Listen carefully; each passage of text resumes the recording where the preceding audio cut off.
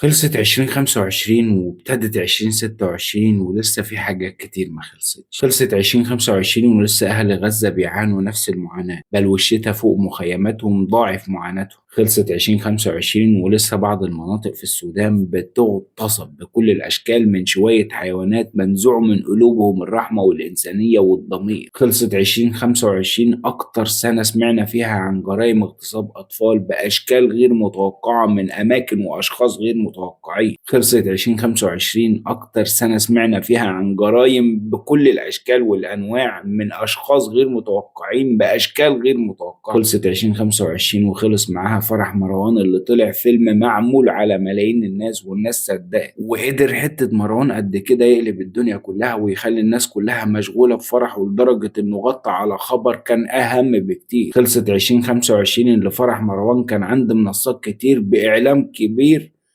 أهم بكتير من استشهاد شخصية من عمالقة الزمن اسمه أبو عبيد. خلصت 2025 وحاجات كتير كانت المفروض تنتهي عشان نتقدم للأفضل وللأسف ما انتهتش.